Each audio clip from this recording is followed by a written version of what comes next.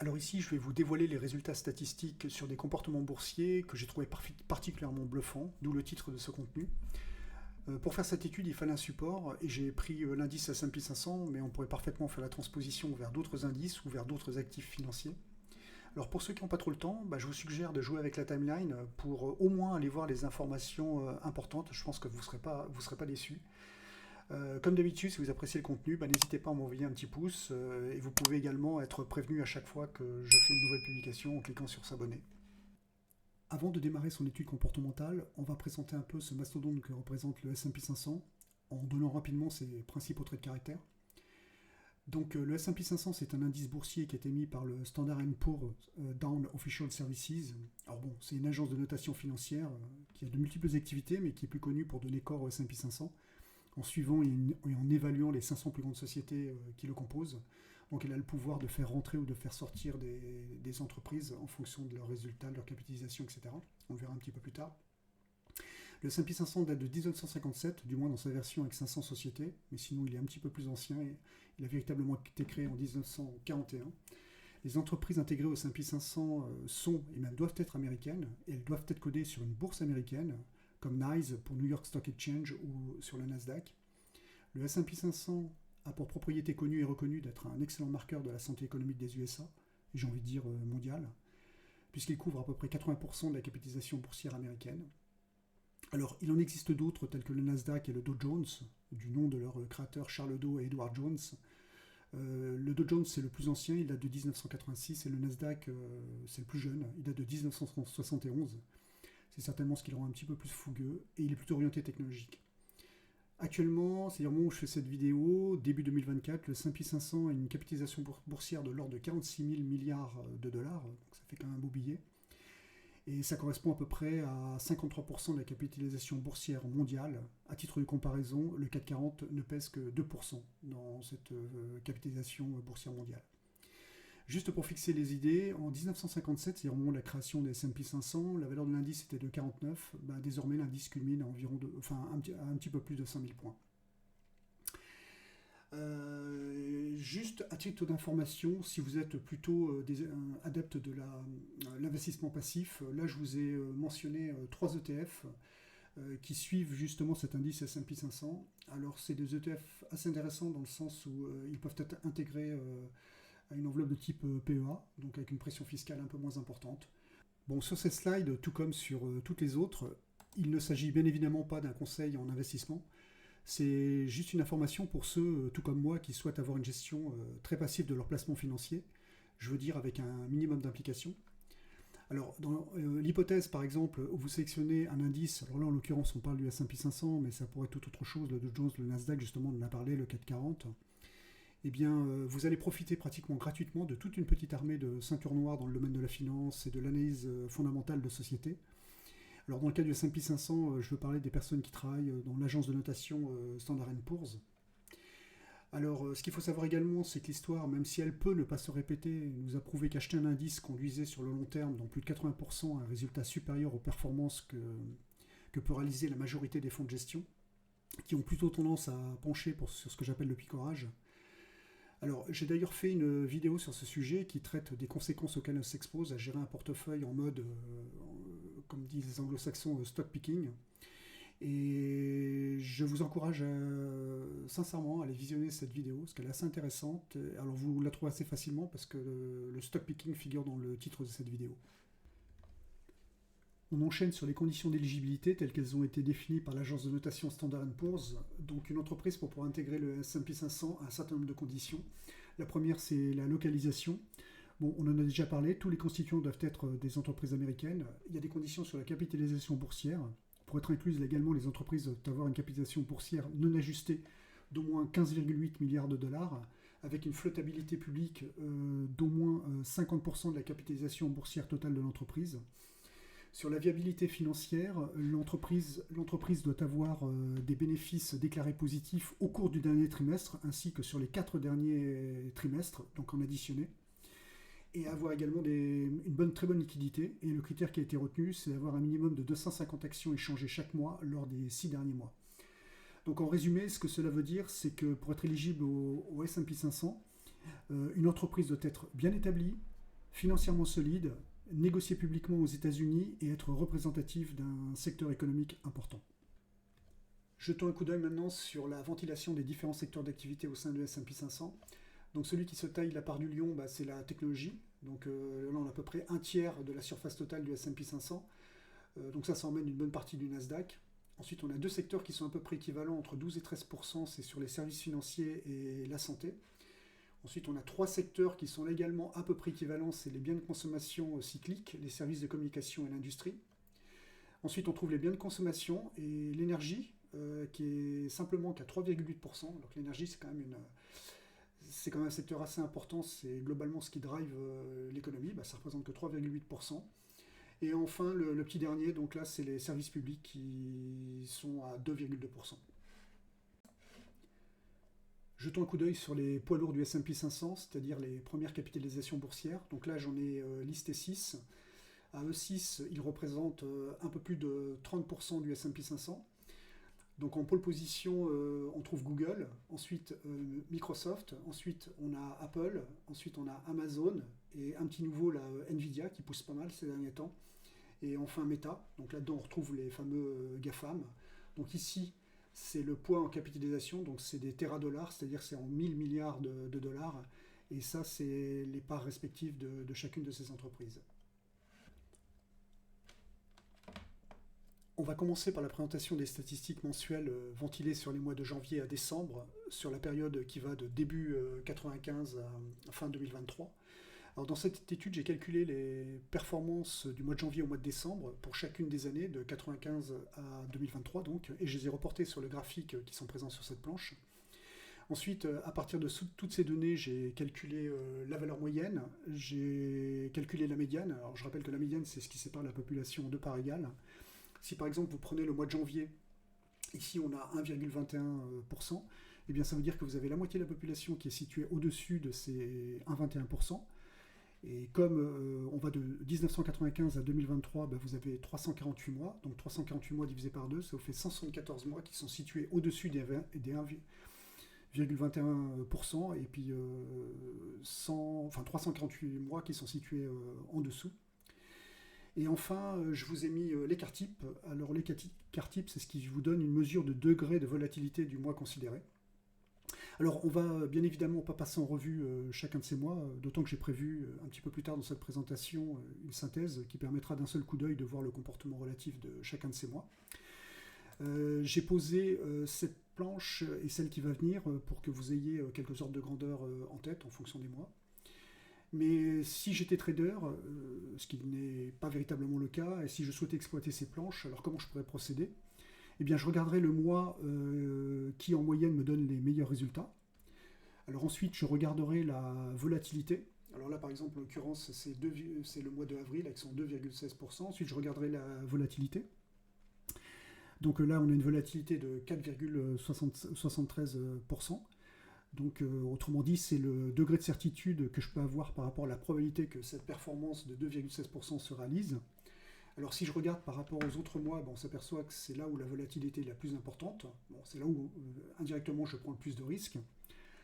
Par contre, le risque fait partie du trading. Donc, je peux choisir, malgré tout, d'exploiter cette surperformance au mois d'avril, en achetant par exemple le S&P 500 en début de mois et en revendant en fin de mois. Alors bien évidemment le S&P 500 est un petit peu lourd, donc on peut imaginer passer par des CFD ou alors passer par les options. On peut imaginer acheter un call en début de mois et ensuite récupérer le montant de son call à la fin du mois, ou alors vendre un put et comme récupérer une prime, et comme le sous-jacent au mois d'avril a plutôt tendance à monter, du coup vous garderez votre prime et vous ne serez pas assigné.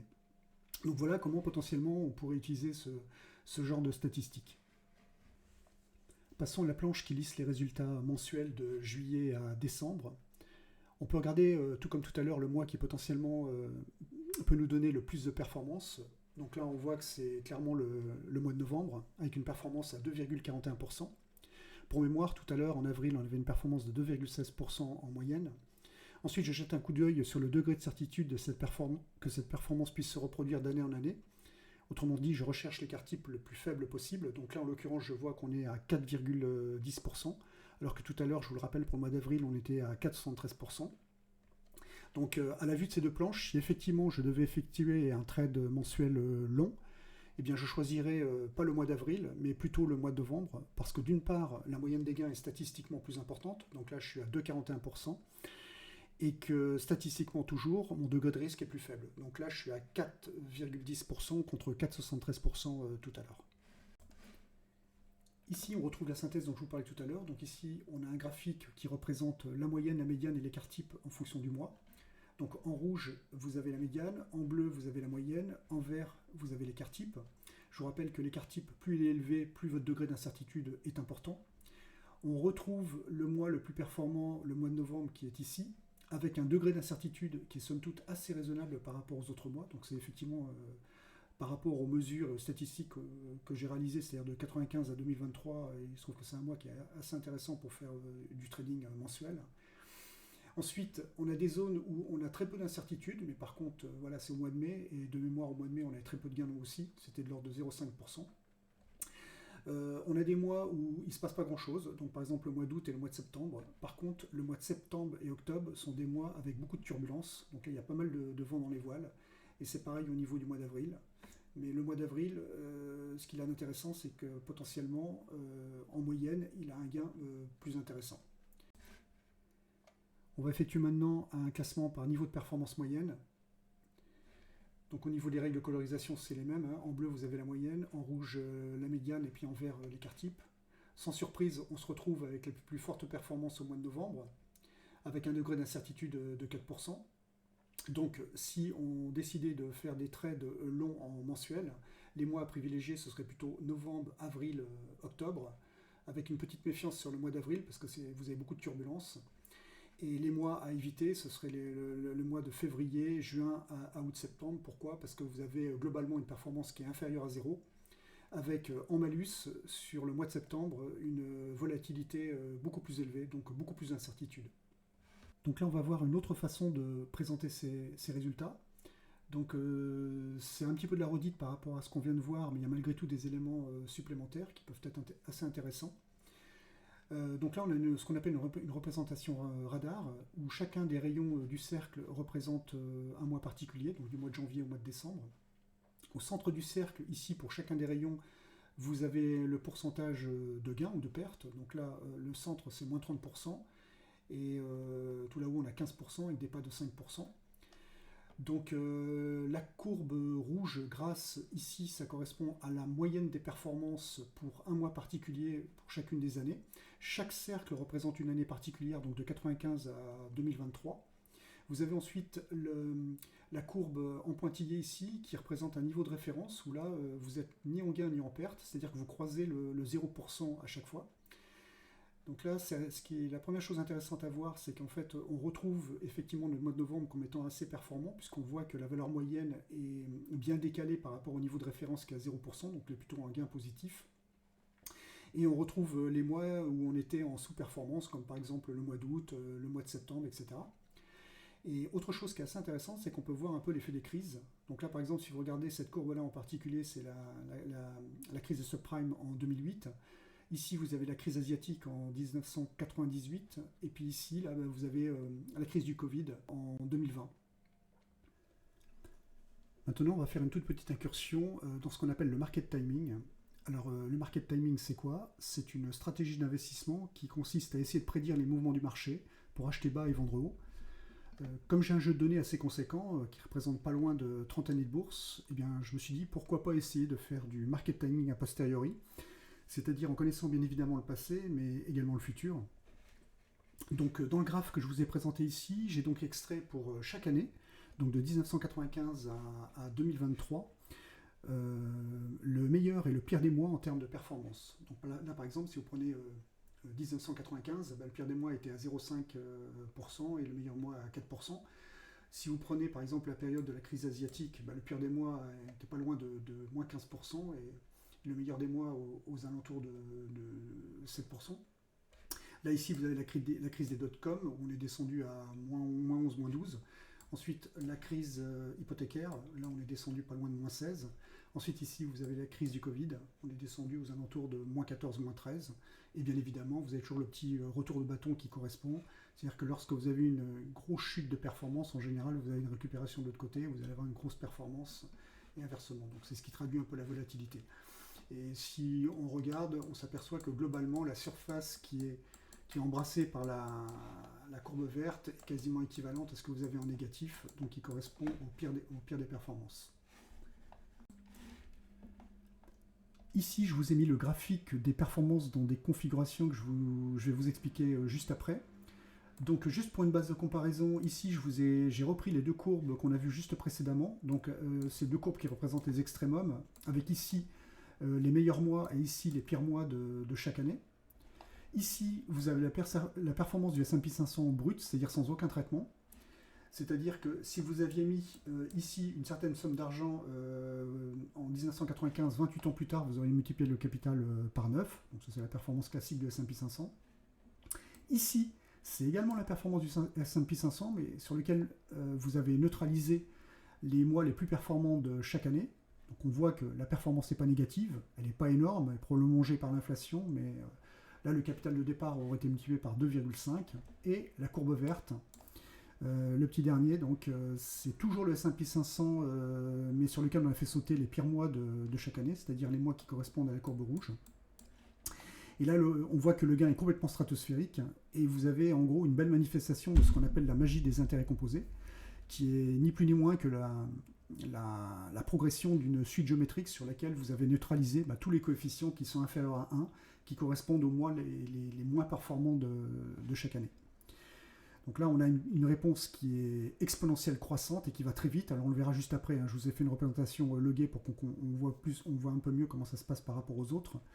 Et dans cette configuration, en 1995, en supposant bien entendu que vous ayez ce don, si vous aviez posé un billet de 10 000 euros, donc à cet endroit-là, eh bien, vous seriez quadrimillionnaire 28 ans plus tard et probablement en retraite anticipée pour les plus jeunes d'entre nous. Alors, bien évidemment, ce petit jeu auquel tous les traders ont essayé de jouer, eh bien, la plupart se sont, là encore, bien évidemment, plantés, et je ne fais pas exception à la règle. Une fois sur deux, quand on décide d'être dehors, c'est-à-dire être cash, le marché monte, et inversement. Et c'est probablement une des raisons qui fait que la plupart, c'est-à-dire environ 90% des fonds de gestion, même parmi les meilleurs, font moins bien que sur le long cours que leur indice de référence. Donc moi, je vais plutôt m'intéresser à ce qui se passe ici, c'est-à-dire la performance que je peux avoir entre la performance du S&P 500 et la performance que je pourrais potentiellement avoir si j'avais mal timé le marché. Je ne sais pas quel est votre degré de confiance par rapport à vos capacités à prédire les cracks de marché en avance de phase. À titre personnel, et pour avoir fait pas mal d'essais avec pas mal d'indicateurs qui a priori devaient être pertinents, je considère que ma capacité à faire ce genre de prédiction est l'équivalent de ce qu'on pourrait avoir statistiquement en jetant une pièce de monnaie en l'air. Et d'ailleurs, si vous regardez les statistiques, c'est un petit peu ce qu'on peut constater par rapport aux prévisions de la plupart des économistes. Donc à titre personnel, et bien évidemment ça engage que moi, je garde toujours la plus grosse partie de mon capital exposé au marché. Alors je vais certes me prendre des drawdowns qui parfois sont un peu dévastateurs, mais je ne louperai pas non plus les remontadas qui parfois aussi peuvent être assez irrationnels. Alors je vous montre les mêmes courbes mais en compression logarithmique. Alors la compression logarithmique elle est assez intéressante parce qu'elle a un coefficient de dilatation qui est assez important pour les petites valeurs et très faible pour les grandes valeurs, donc c'est pour ça qu'on peut voir tout le monde. Alors bien évidemment là c'est pas 100%, c'est 0%, mais les logarithmes de 0 ils n'aiment pas trop, les logarithmes des valeurs négatives, donc j'ai tout décalé de 100%, mais il faut considérer en fait que le 0 il est là. Par contre les performances sont les bonnes, donc on retrouve les performances que je vous ai présentées tout à l'heure. Alors juste pour apporter un petit complément par rapport à la slide précédente, là on voit que si on time mal le marché, eh bien, vous allez avoir une performance qui sera 6 fois moins importante que ce que vous auriez eu si vous avez pris un tracker par exemple à S&P 500. Et par contre, dans le cas où vous êtes champion du timing, vous êtes tout le temps sorti pendant les périodes de drawdown les plus significatives au niveau mensuel, et bien là vous auriez une performance de 46 400%. Petit slide que je vais décrire assez rapidement, car je pense qu'elle n'apportera pas grand-chose à ceux d'entre vous qui veulent utiliser ces travaux uniquement dans un objectif d'investissement. Là, j'ai simplement voulu essayer de déterminer dans quelle mesure le comportement d'un actif tel que le S&P 500, celui qu'on utilise actuellement, était conforme à ce qu'on appelle la loi en cloche, ou en prenant des termes un peu plus mathématiques, la loi gaussienne. Donc pour ça, j'ai calculé l'histogramme, c'est-à-dire la densité de probabilité pour chaque mois de janvier à décembre. Alors on peut voir que les courbes sont pas mal chahutées. Donc pour essayer de nettoyer ça, j'ai fait la moyenne. Donc c'est la courbe que vous voyez ici en rouge-gras. Et ensuite j'ai tracé une courbe purement gaussienne. Alors c'est la courbe noire en pointillé. Donc ce qu'on peut considérer, c'est que globalement le comportement est respecté, c'est-à-dire que vous avez une densité très importante aux alentours du rendement moyen mensuel, qui est mesuré ici à 0,8%, et que lorsqu'on s'éloigne significativement de cette valeur moyenne, on a un écrasement de la courbe aux alentours de 0. Ce qu'on peut cependant remarquer, c'est que la courbe rouge de chaque côté est largement au-dessus de la courbe théorique, qui est censée la représenter, ce qui est une caractéristique classique des marchés boursiers, et c'est ce qu'on appelle parfois sous le nom de fat tail. Donc à côté, j'ai juste mis la fonction de probabilité. Donc la fonction de probabilité, c'est en fait une intégrale de la courbe que vous voyez là, et ça vous donne la probabilité, par exemple, ici d'être inférieur à 10%. Bon, c'est pas loin de 100%, la probabilité d'être inférieur à 10% est quasiment certaine. Et la probabilité d'être inférieure à 15-20%, elle est quasiment nulle. Donc en fait, tous les événements se produisent dans cette zone-là. Donc ici, on a en rouge gras, pareil, vous avez la courbe moyenne de toutes les courbes correspondant à chacun des mois, et en pointillé, vous avez la courbe théorique. Donc là, on voit qu'on est également pas très loin, mis à part sur les bords, on a là également une espèce de divergence qui correspond un peu à ce qu'on voyait ici. Maintenant, on va s'attaquer aux statistiques par jour de la semaine, c'est-à-dire du lundi au vendredi, sur la même période, c'est-à-dire de 1995 à 2023. Et on va suivre le même protocole que celui qu'on a suivi pour les études statistiques en mensuel, c'est-à-dire qu'on va sortir les mêmes scalaires. Là, vous avez la moyenne, la médiane et l'écart type. Alors, je ne vais pas discuter davantage sur cette slide. Ce que je vous propose, si vous voulez voir les détails, c'est de faire une pause et de regarder les différentes informations pour ensuite éventuellement les bencher avec ce qui va suivre juste après. Ici, j'ai repris la même logique de présentation que celle que j'avais utilisée pour le mensuel, c'est-à-dire en ordonnant les performances par ordre chronologique. Donc là, l'ordre chronologique, c'est du lundi au vendredi. Donc là, j'ai les trois courbes, la moyenne, la médiane et l'écart type. Ensuite, vous avez la même courbe, mais dans laquelle j'ai fait un classement par ordre de rendement. C'est-à-dire le rendement le plus performant est en première position, ensuite un peu moins performant, etc., jusqu'au moins performant. Et ce classement a été fait par rapport à la moyenne. Donc on voit que les journées les plus performantes, c'est le mardi, le lundi et le jeudi. C'est plus performant, ça veut dire quoi? Ça veut dire que vous avez fini, dans la majorité des cas, au-dessus du cours d'ouverture. Le cours de fermeture était supérieur au cours d'ouverture. Alors, entre le mardi et le lundi, c'est un petit peu discutable parce que là, j'ai trié par moyenne, mais si j'avais trié par valeur médiane, le lundi serait passé devant le mardi. Donc en général, concrètement, comment est-ce qu'on pourrait utiliser ce type de courbe? Si par exemple vous êtes un day trader, alors je suis toujours un peu gêné de parler de ça parce que moi c'est quelque chose que je ne suis pas du tout et c'est pas quelque chose que je recommande, mais bref, imaginons. Eh bien, il serait préférable de faire un achat à l'ouverture des marchés, par exemple le lundi ou le mardi, et de revendre sa position à la clôture avec potentiellement un effet de levier pour avoir un peu de gain. Par contre, si vous voulez faire des achats d'actions que vous souhaitez garder sur le long terme, c'est préférable de les acheter soit le vendredi, soit le mercredi, parce que statistiquement, c'est là où vous avez les cours les plus faibles. Comme d'habitude, la petite vision radar. Pour rappel, le principe est le suivant. Sur chaque rayon, vous avez une graduation qui va dans ce cas-là de moins 1% à 0,8%. Alors c'est vrai pour tous les axes de ce pentagone. En rouge, vous avez la moyenne des performances et en noir, vous avez une performance flat, c'est-à-dire qui correspond à 0%. Donc on voit qu'effectivement, le lundi, c'est là où on a la performance la plus élevée.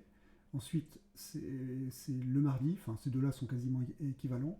Mercredi, la performance est quasi nulle. On a une petite performance positive le jeudi et le vendredi, il n'y a presque pas de performance. Donc ce qu'on peut également constater, c'est qu'on a beaucoup de volatilité le lundi. C'est normal, c'est le retour du week-end, etc.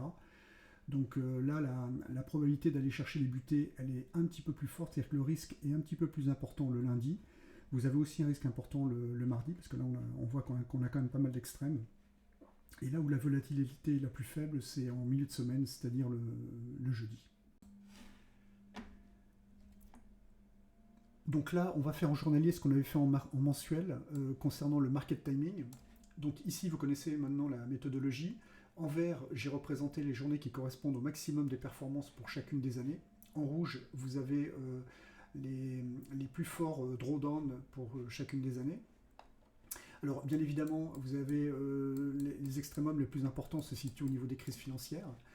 Alors, entre parenthèses, une autre petite remarque assez intéressante, c'est qu'ici, vous avez quasiment quelque chose de symétrique par rapport au zéro.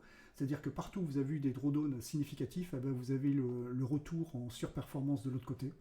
Donc on le voit en 2008, on le voit en 1998, on le voit en 2020, etc.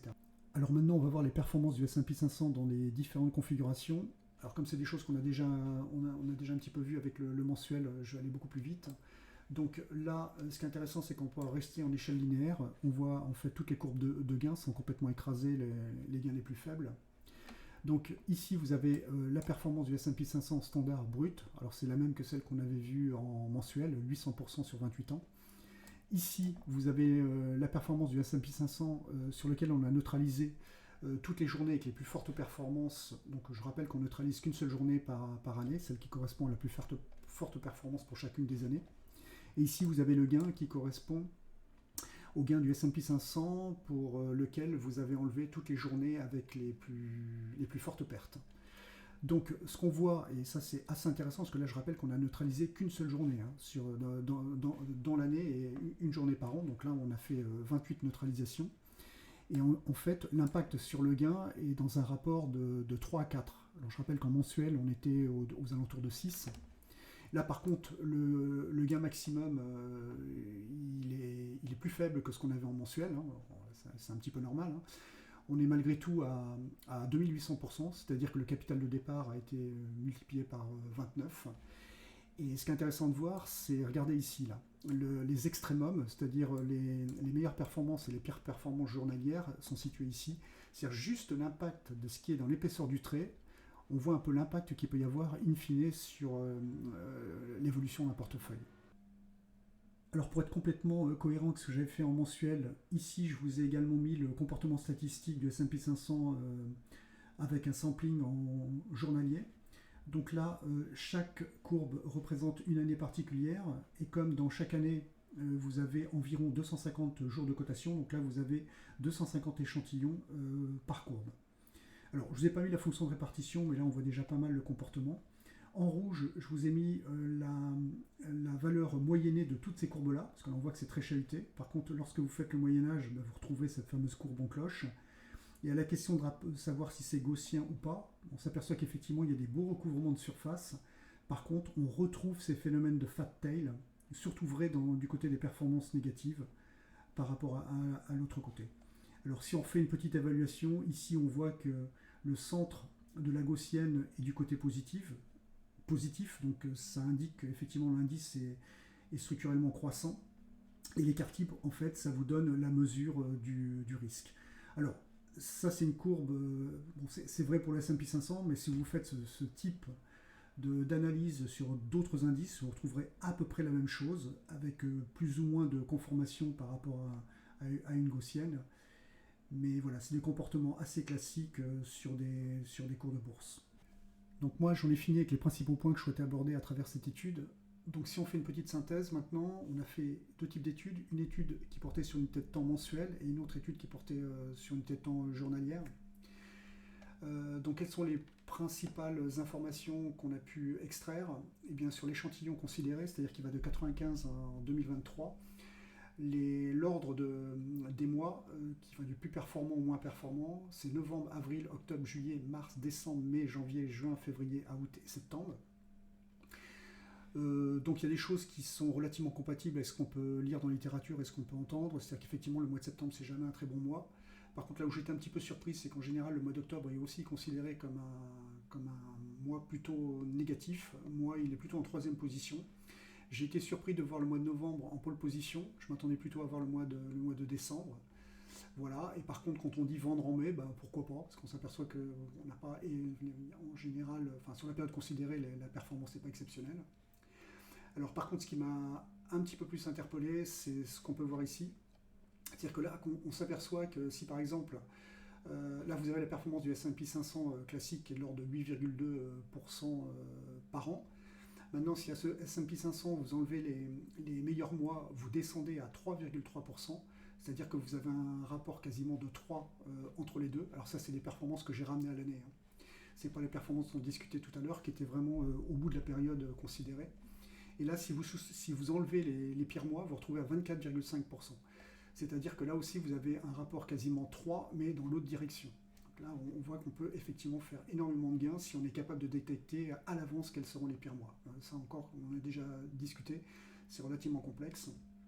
Maintenant, si on bascule du côté journalier, donc les jours les plus prolifiques, enfin les plus significatifs en termes de performance, ils sont dans cet ordre-là. C'est-à-dire vous avez le mardi et le lundi, mais on peut les intervertir tous les deux, parce que je vous rappelle qu'il y en avait un qui était devant l'autre parce que j'avais classé suivant la moyenne, mais si on prend la médiane, il va y avoir un ordre un petit peu différent. Ces deux-là vont basculer.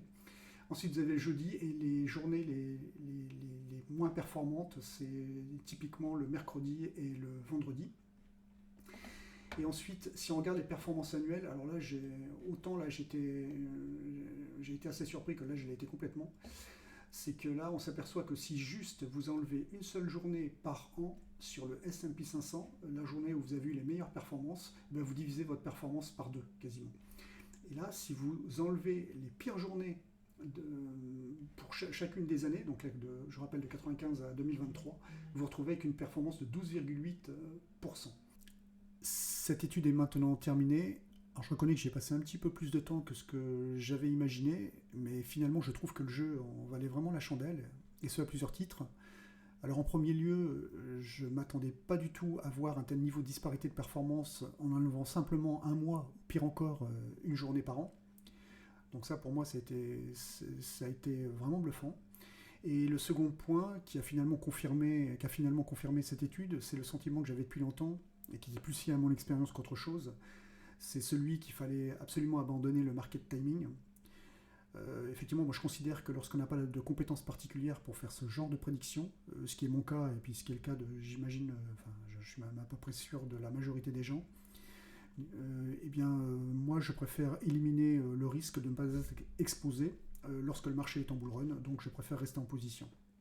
Même si bien entendu je garde des liquidités pour éventuellement intervenir en cas de crack ou autre.